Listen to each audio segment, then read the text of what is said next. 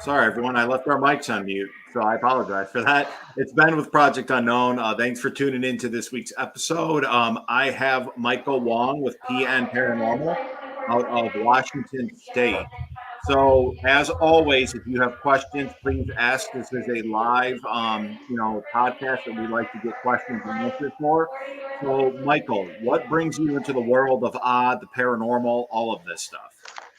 Well, what really brings me is just the curiosity, just like the experience that I've seen people growing up, like, wow, like they're capturing all these like spirits, all these intelligent responses. I'm like, wow, I honestly was just curious and I really want to be part of it. So, kind of what got me started was really in the, what was like growing up, I saw all these different shows like Ghost Hunters, Ghost Adventures, all that kind of stuff. And then around like freshman year of high school, I literally was with a friend and I'm like, hey, do you want to like put this together and like buy this equipment, this camera, and like go to these haunted places? And then next thing you know, like life happens, and then I will still really want to be involved in it, but just life got in the way, and then along with um, high school and then going to college, it really kind of got in the way. But going back to pretty much like 3 years ago almost, I wasn't working a whole lot. We were in the pandemic, and I really wanted to continue doing this. And that's where this is my open opportunity. Like I want to make this happen. So going into it, I started like designing my logo. Those design like, um, or sorry, not design. Putting out budget. How much do I want to spend? And all that kind of stuff. And from there, that's where I led to the creation P.N. Paranormal, which pretty much stands for Pacific Northwest Paranormal because I'm from the Pacific Northwest. And after that, I um, started going to different places around my area. And the very first place I went to was what is it? So, Um, if I can ask real quick, because you brought up budgeting for equipment and everything, we both know this is a very expensive hobby. yes, it It's is. a fun hobby, but very expensive. So, Yes. let's say with your favorite location, add in as well your favorite equipment slash tools you have used on investigations. I would say my favorite equipment overall. I don't have it yet because it's super expensive, but that would be my the SLS, the structure light sensor camera, and literally the best equipment to capture anything visual because I don't know, like just being able to see something there and trying to communicate with it is really, it's an awesome feeling. Like, oh my god, like there's something here, I can't see it, but like Right. it's just really amazing. And I would say my favorite location. I know I said Montana. Like I went to this prison in Deer Lodge, Montana. That was my very first one. But the time when I was using the SLS camera, I literally went to literally in Washington, which is awesome. I didn't have to go that far. It's called the St. Ignatius Hospital. Was the first hospital served to Whitman County in like the late 19th century, and we were on the second yeah, we were on the third level, and out of nowhere, we just feel some like a cold breeze, me and this other person going past me, and this is on camera, and I'm Hmm. like, what is this? And then next thing you know, like there's like a figure that appeared on the screen, and like as it was there, it was like I don't know what it was doing. It was like probably practicing dance or something like that. And then I don't know. And then I was like just reaching out like this. I was like, oh my god, I can like it's so cold. And then it's like moving towards us. And then and we told it like, hey, can you wave of us? And then you can see its hands like whatever. It was like this. And then it's like, oh Right. my god, that was literally an insane experience to like go through. Now, is that hospital still open for investigations? It is. It is Okay, because mainly. I've heard about it. I just haven't, as I told you earlier, I haven't had a chance to get out there.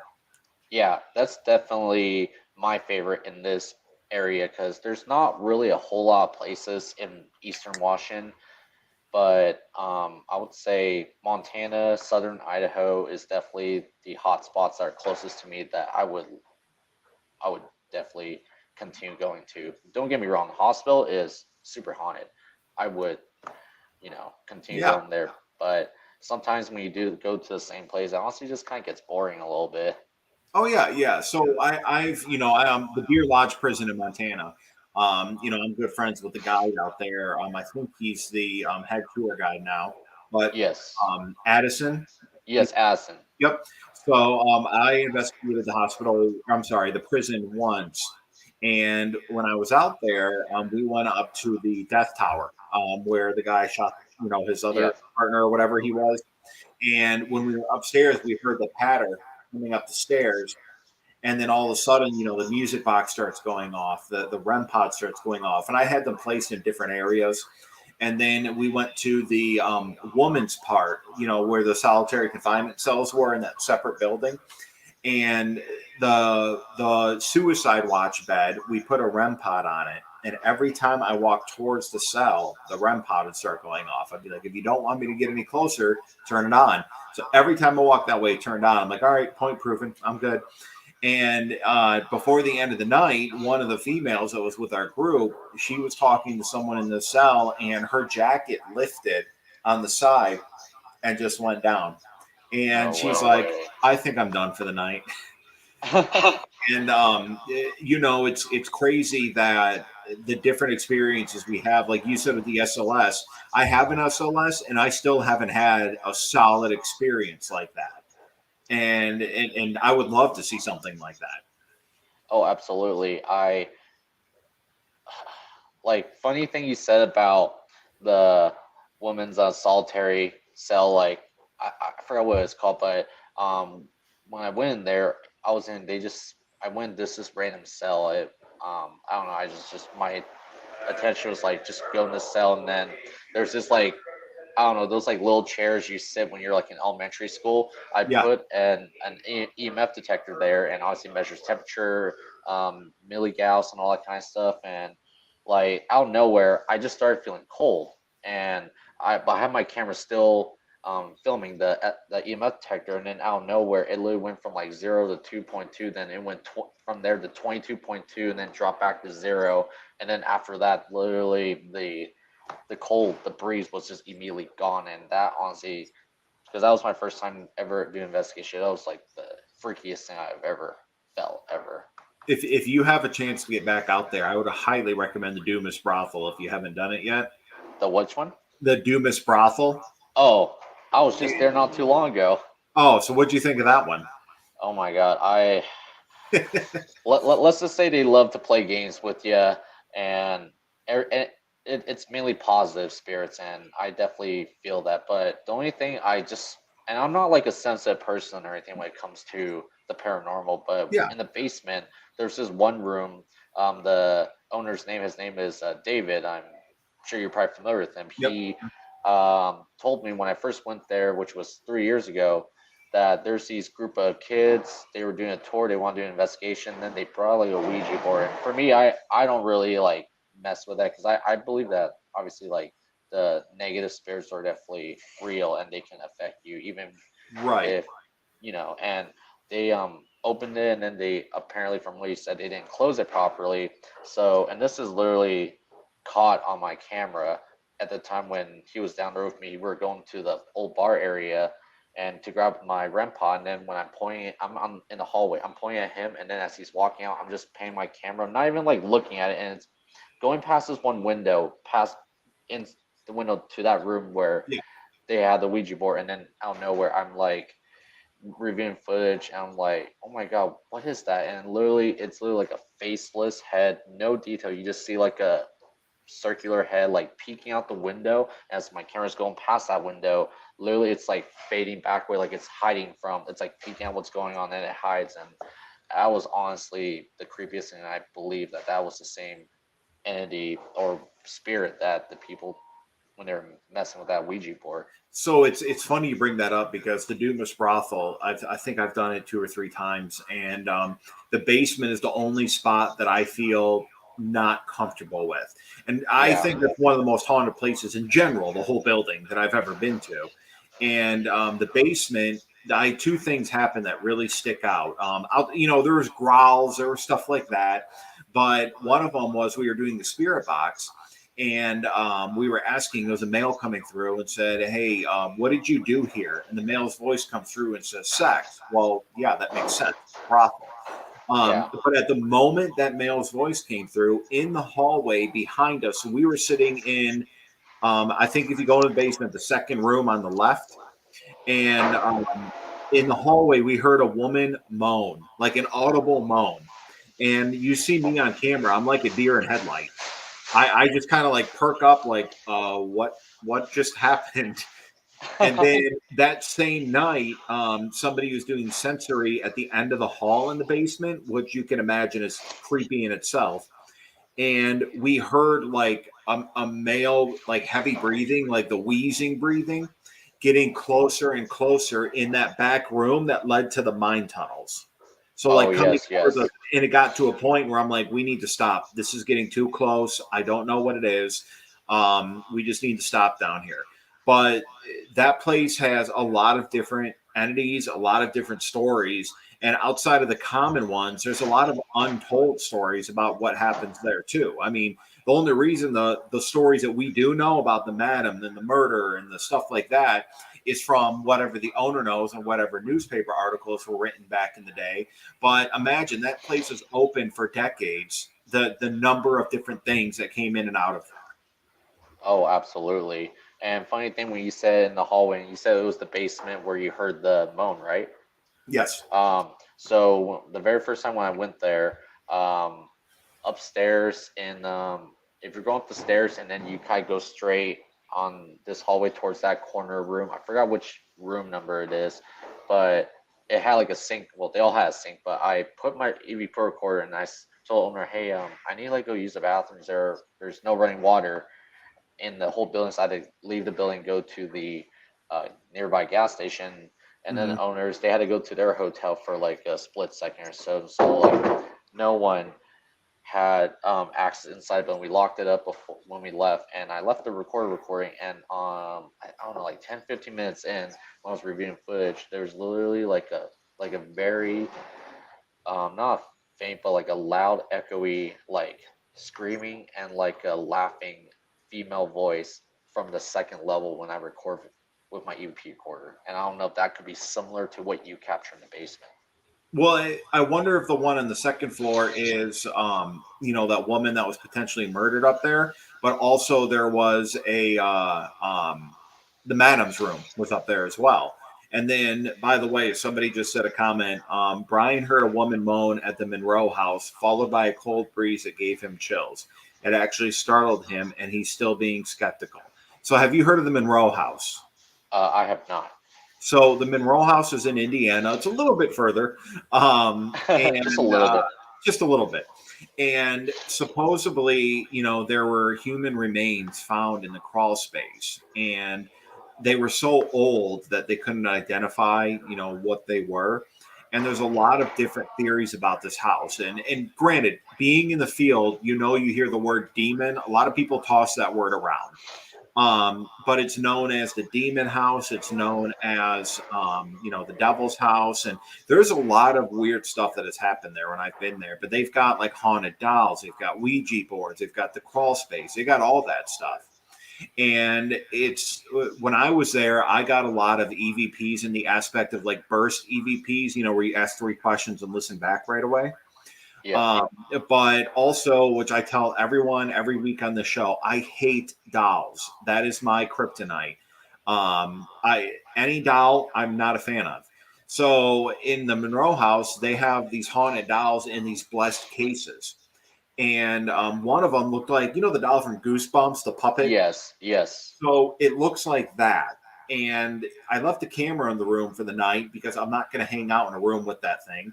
And I went back, and his case opened about that much from the Oh beginning my of the night god. to the end of the night. And he was in two cases. There was the small case he was in, and then a big case on the wall. Yeah. And when I saw that, I'm like, nope, I'm good. I don't need to mess with this. But apparently, too, on the live stream I did, somebody saw a doll move. Like when I went back into the room and went in a different direction, and then we reviewed footage and we heard a woman giggling. I'm sorry, a kid giggling in the doll room. Oh my god, that is creepy. Yeah, Wow. yeah. Again, not a fan of dolls, and I've interviewed someone on here who was a haunted doll collector, and I just kept Oh my watching the god. doll behind her. Like, is that going to move? Is that going to lunge at the screen? I'm going to throw my computer if it is. So, speaking of things that freak me out, like what going into a location, if it's a brand new location for you, what is the one thing that would make you hightail it out of the location?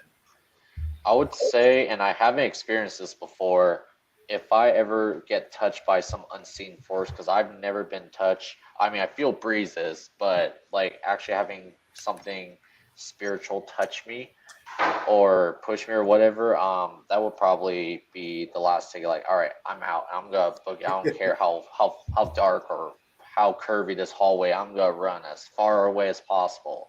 But um, yeah, that's probably gonna be the one thing. But like I said, I haven't experienced it. I don't know what type. I'm sure it's just like any person that walks up to you on, in the hallways and they just, shake hands or they just tap you on the shoulder. I'm sure it's just something like that. But I just don't know what that's like. Have you ever had that experience before?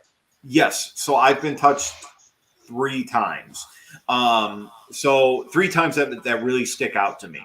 So one of them was just a simple. I had a pen in my pocket, because sometimes I write stuff down throughout the night, and I felt the pen get pulled out of my pocket and it dropped to the floor.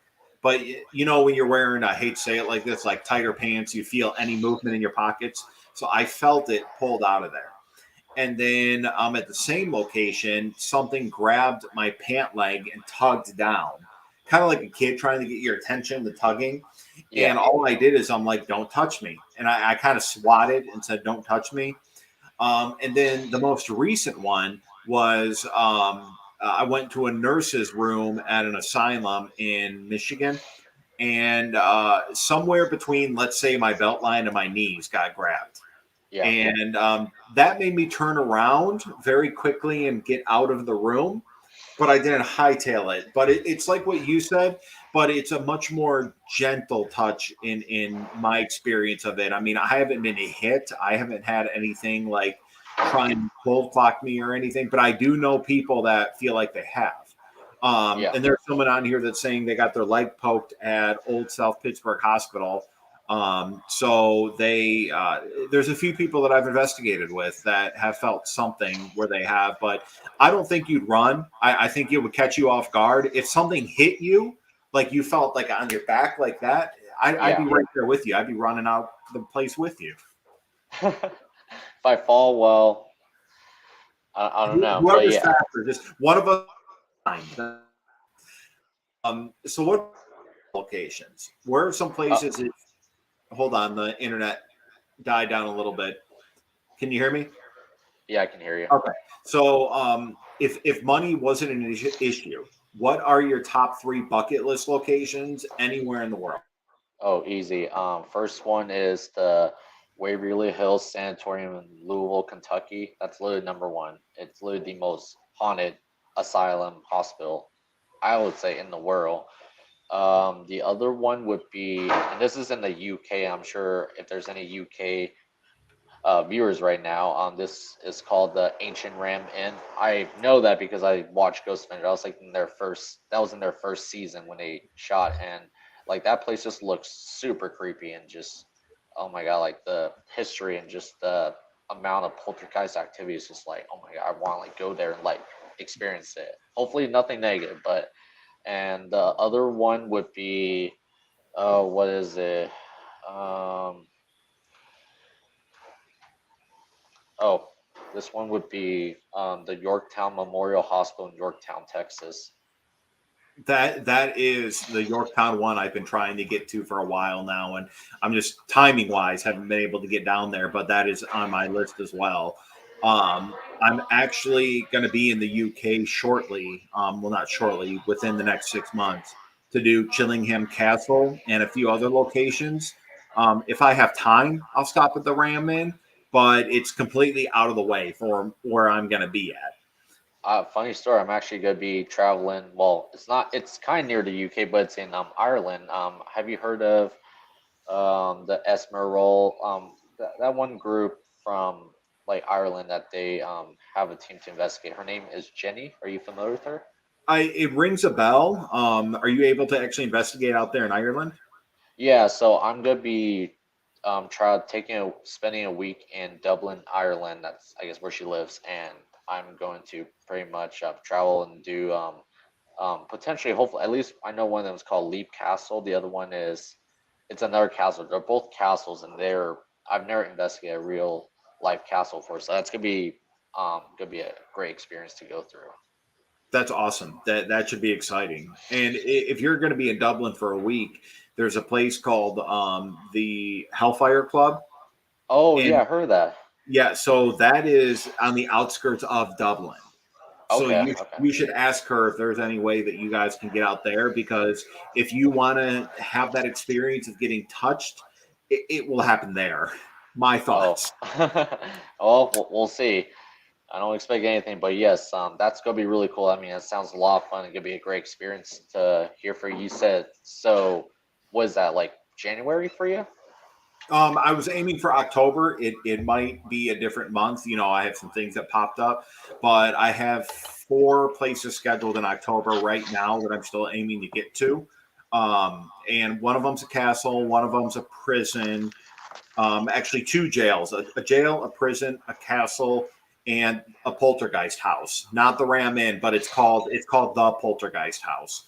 I don't really know the story behind it, but apparently, like, not a lot of people have been able to stay the whole night there. So to me, I'm like, well, that's a challenge. Why not? You say that now, and then you're like, all right, they were right. It was scary, but I do have one that I'm trying to plan. This is for like Veterans Weekend, and potentially, it would be awesome if you would have the time to join, because I really want to do the one in Texas, the Yorktown. But I called them recently, and they said for like, what is that? I think it was like 12 hours from like, oh, I don't know. I think it was like from 7 p.m. to 7 a.m. something like that, Yeah. Hmm. and it was like $750. Like, oh my god, like that's a lot of money right there. It was insane. Yeah, Like, but if you get the right amount of people, the way I like to look at it, I'm sure you've experienced it as well.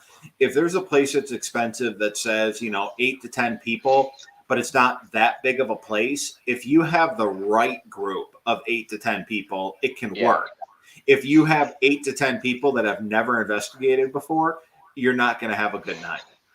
yeah, oh yeah, it's gonna be, yeah, Like, look at the Dumas brothel, for example. For me, I personally like that to be 2 or 3 people, and because of you can hear everything in the building. But I know public events that have done 30 plus people. I don't know how you do that there, because you're that's just going to hear tiny. people all over the place. And somebody's asking about the poltergeist house. So you and I will have to look it up probably after the podcast, because I don't know the exact city, but I Yeah, do know it's in the UK, and it is owned by 2 sisters, I believe. And that's pretty much the extent of the top of my head that I know about it. There's also a few other locations in the UK that are opening up for location or for investigations. And believe it or not, the UK is behind on the aspect of paranormal investigations like the US is. For us, okay, we could flip a coin and find somewhere in any state. In the UK, as much history and they have and everything, it's not as easy to find, like, hey, here's 50 different locations that we can get into. yeah, that's true.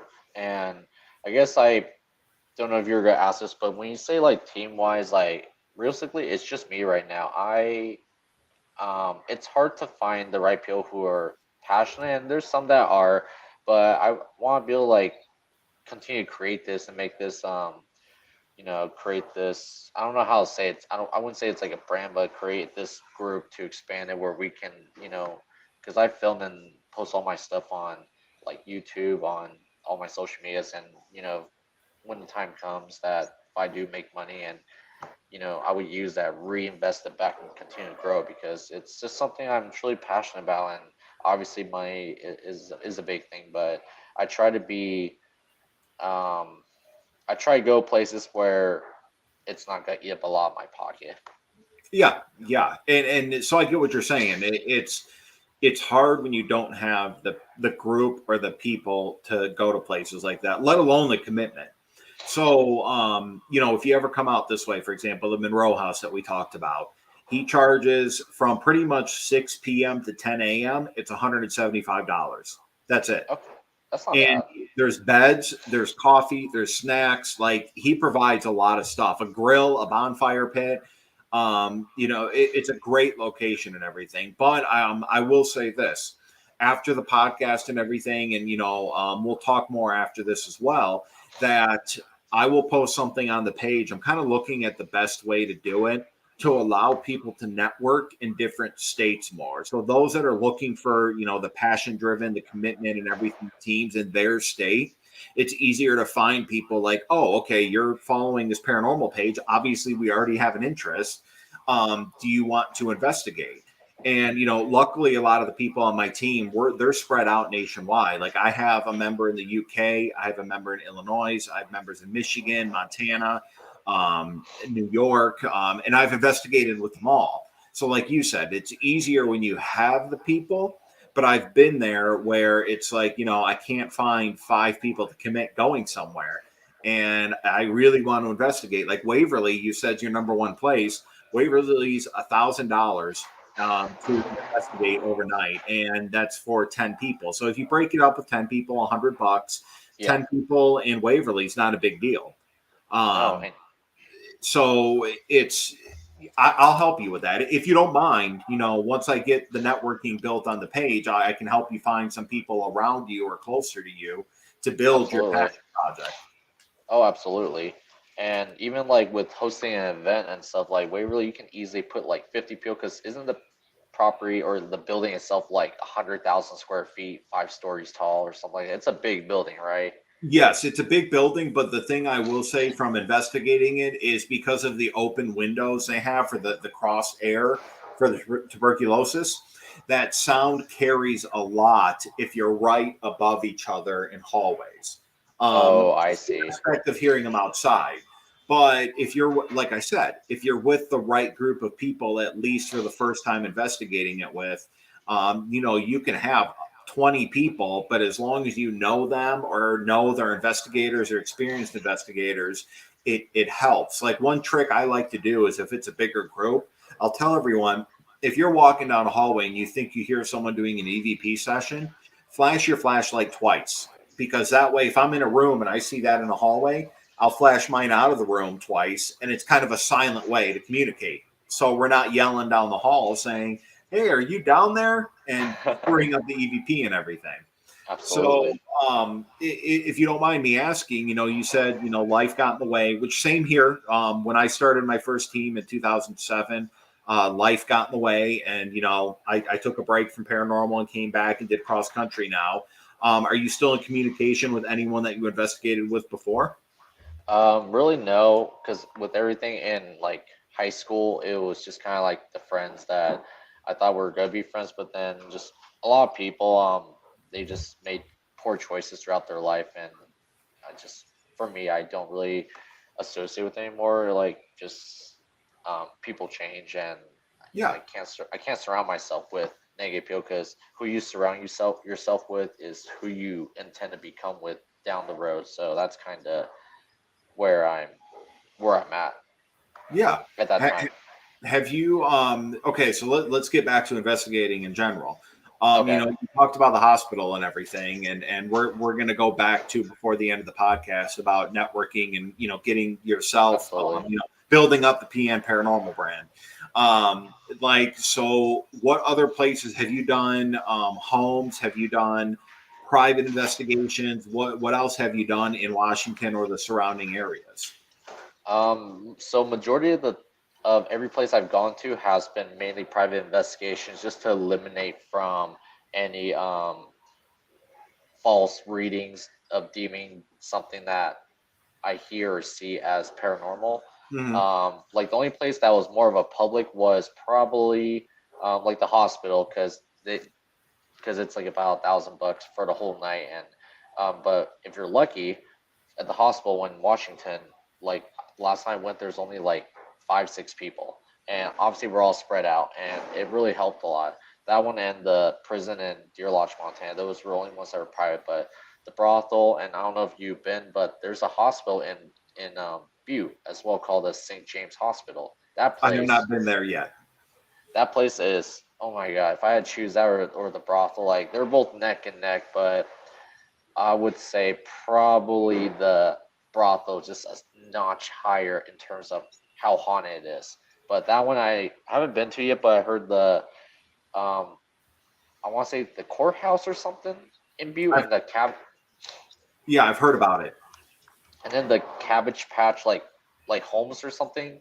That's actually kind of near um the brothel. I haven't been to those two places yet, but they're from what I heard definitely worth checking out. So, what are some of the experiences? You told me about the stick figure in for the SLS camera at the hospital, about the stuff at the brothel. So, if you had to name a few other experiences that you've had, what would you share? I would say that's a tough question. What about I'll, personal experiences? Something you haven't captured physically, but you left the place thinking like, I can't believe that happened, and then you went through review and you're like, shit, I didn't catch any of that. Man, you're just shooting me all the tough questions right now. There's just so much as I happen. I would say probably this is on film. So I went to Virginia City, Nevada, one of the oldest like mine towns in the state, or just anywhere in the state, and it's called the Old Wall Show Club. I'm sure you heard of it, and we were on the fourth floor of the hospital, this pretty much gentleman's club. And I was in this one room, had a bed, and then the floor had like checkerboards.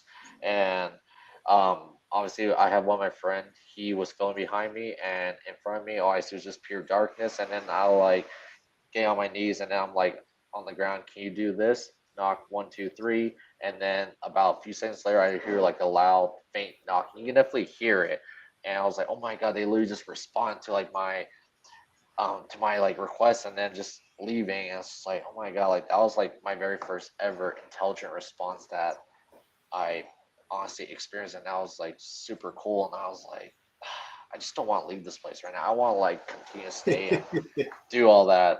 But it just something like that, just gathering intelligent responses. And I guess when you see something, and there's another one which I was at this what is it? It was at this theater. It's called the Elsinore Theater. It's like in Oregon, and I was on the and that was my first time to a theater, and I was like, oh, theaters they don't look that bad, but obviously by myself, and I was in the upper level balcony, and like I was just like talking on camera, like because I had like some sort of spike, and then after that, I just like look in the corner of my eye, like down to the stage. That to me, and I didn't capture that. I just captured my reaction. There was literally, to me, looked like someone had a fog machine turned on, and there's just a smoke arising from literally just the stage floor.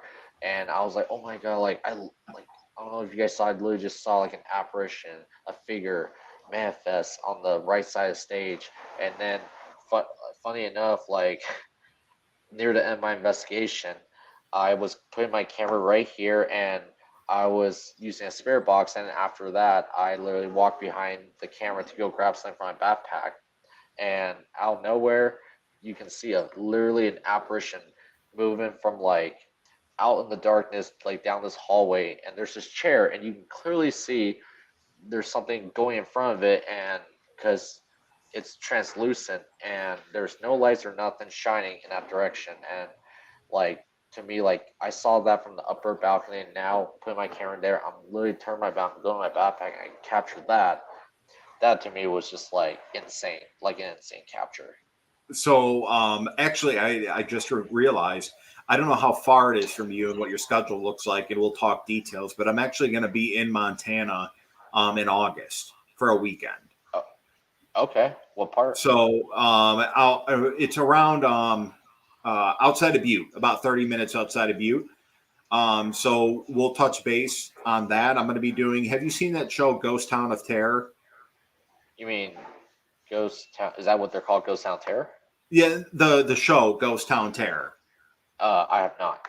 So it's a newer paranormal show. It's about a family that bought a ghost town, and the ghost town's built on a lot of properties that got moved to this property, and all of the buildings have a different backstory. Okay. So I've done multiple investigations there, and I'm going to be back in August investigating the town in general. So we have access to, I think it's 6 or 8 different buildings to investigate. But the families, they're great people. I've met them a handful of times. I kind of consider them family myself. They're very good people. But it's also a very fun place to investigate. I mean, heck, it's Montana. You already know there's a lot of paranormal stuff that happens there. Uh, Oh yeah. so somebody asked, and correct me if I'm wrong, about your favorite piece of equipment. You said the SLS camera. Yes. So if you had to pick a second piece of equipment, that would be let's say your go-to. What is your go-to? I need this every investigation piece of equipment.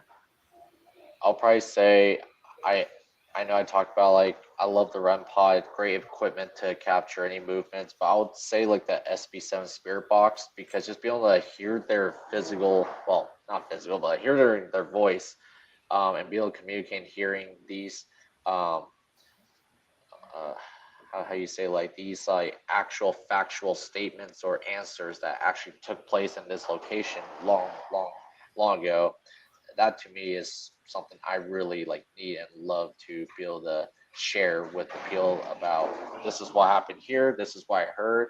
Now hearing it from the actual people itself through that spirit box is definitely something that I just can't go without. So just to add to the spirit box and the SLS camera and everything, and just to get you a little more excited about Waverly, because I know one day you're going to get there. I don't know if you've done a lot of research on Waverly, but that is the first place I ever saw a full body apparition to the point it looked like a person walking through the hallway. And it was the woman in white. So if you Google the woman in white in Waverly, you're going to see pictures of her like from when Waverly was open all the way through a capture in the 90s and everything. And I kid you not, Michael, I walked in this hallway by myself and I looked down the hall, and first a bat flew at my head. It scared the hell out of me. So I ran into the stairway. I'm like, it was a freaking bat. So I ran back into the hallway and I'm looking back and forth. And about 3 or 4 rooms down from me, I see a woman in a 1950s hospital gown cross the hallway, brown hair, barefoot, no sleeves on the dress. I could tell you every detail about her. And I stood there for like 5 minutes afterwards. Like, did I just see this? Like it couldn't even comprehend that I saw her. And when I brought it up to the guides at Waverly, only 1 or 2 of the guides have actually seen her at the location, but everybody has heard about her. Wow. Oh my god.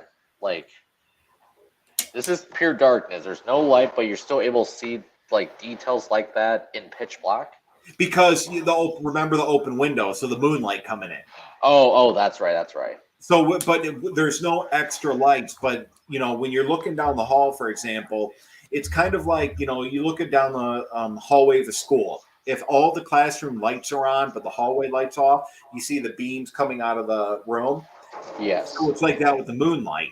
So when I turned, she was walking in the moonlight out of one room across the hall into the other. Wow. Oh my god. And That's it didn't freak me out. And then when I left, like hours later, I left and I'm like, did that just happen? Like it to this day, I still can't believe what I saw. And there's one other time I saw an apparition. It was at a hospital in Tennessee, and every bone in my body was saying in this room, I'm like, there's a woman in this room, and she's gonna look like the girl from the ring, and I'm never gonna investigate again because I'm gonna be terrified. So I left the room. I went back down the hallway. One of my friends went to the other end of the hallway, and as he was walking back, I saw her walk behind him into the room that I felt like she was in. And wow. my reaction's caught on camera. It's not really YouTube friendly, but All right. what's funny is the guide said no one has ever seen a apparition in that building, but since I saw her, now that somebody noticed her, she's making her appearances to other teams and guides that investigate that location. Interesting. And when you say you saw that white apparition, because that was a nurse, right? No, no, Or the no? one at Waverly, I think, was a patient because the gown. Okay, because I remember that there was like a nurse or someone that like committed suicide like by like hanging herself in like the elevator. I remember like hearing something. I'm not sure. Is that true? Yeah, on the fourth floor, they don't know if it was a suicide or a setup because the story is, from what they've gathered from history, is she was pregnant with one of the married doctor's babies. And the baby was found outside, obviously deceased. And the nurse was hanging off a sprinkler pipe in the lobby on the fourth floor, an open area on the fourth floor, sorry, fifth floor, very top. Yeah. But the way she was hanging and where she was, I think the story was they did not find any chair under her or anything. So Okay. they don't know if it was a suicide or, you know, Setup. one a setup to make it look like a suicide.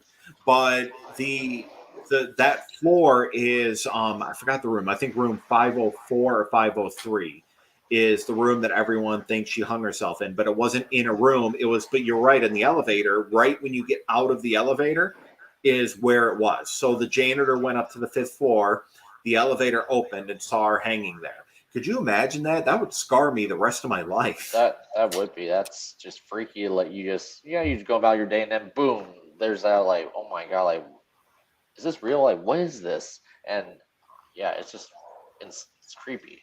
Yeah, and you know, I told you like dolls freak me out, but the biggest thing is that there's certain things I don't ever want to see at locations. Like I tell myself, if I always see a kid, if I see a kid running around a hospital or an asylum, I'm like, that's not a kid. There's no Yeah. way there's a kid running around here. I can do the black shadows, I can do the masses. I don't want to see anyone hanging anywhere. I don't want to see anyone crawling, you know, like the contorting type Yes. crawling Yes. thing. No, thank you. I investigated a place where we went to the lobotomy area, and the guide who was, you know, letting us in that night was like, "Oh yeah, there's been reports of a woman crawling around and trying to attack people." What? What?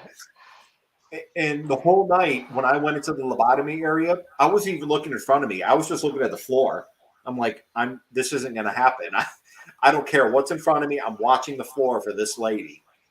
Nothing happened. Thankfully, did not see her.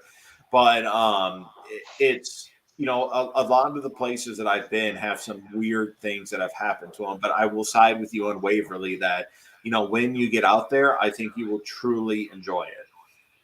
And be scarred for life of how much like not scarred for life. I didn't mean to say that. Like Oh just no, excited and terrified at the same time.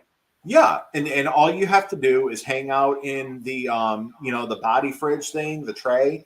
You can just lay in that by yourself and hang out there Oh the my rest of the god. night. And I know people that went to the bottom of the body chute, Yeah. and I'm not afraid to go to the bottom, but I'm not in shape enough to go to the bottom because I get down there and it's like 200 steps to get back up, like steps, and they're very steep. And I went down halfway, and I hear people at the bottom like heavy breathing from walking all the way down. I'm like, I'm good. I'll stand halfway. Jeez, that sounds like a mile long like walk or something like that. Yeah, it's a very long tunnel. So you know, there's people recommending places for you to go to, and you know, you and I are going to continue to talk if that's all right, and you know, Absolutely. we'll connect on some places and everything. And I know you have a flight coming up, so I do want to ask. You said you put stuff on YouTube, so do you have a YouTube channel anyone can find? And if so, how can they find it? Well, if they just go on YouTube, type in P.N, just kind of how this spell on my name, P.N. You don't have to make it capitalized, but P.N space paranormal.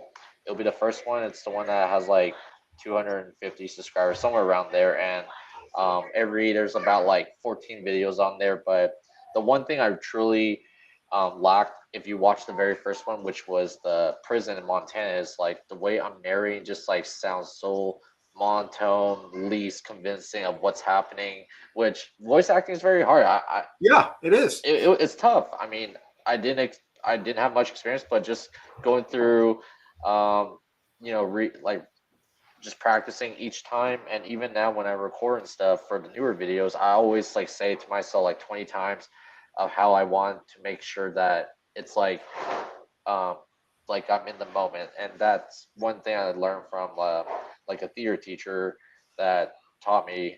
And this is like pretty recent. Like one of my coworker, his wife, she was a theater teacher for like 30 years, and if you want to narrate and really make it convincing and sound like make people feel scared, whatever emotion to experience in that moment, it's like talk, narrate like you're in the moment.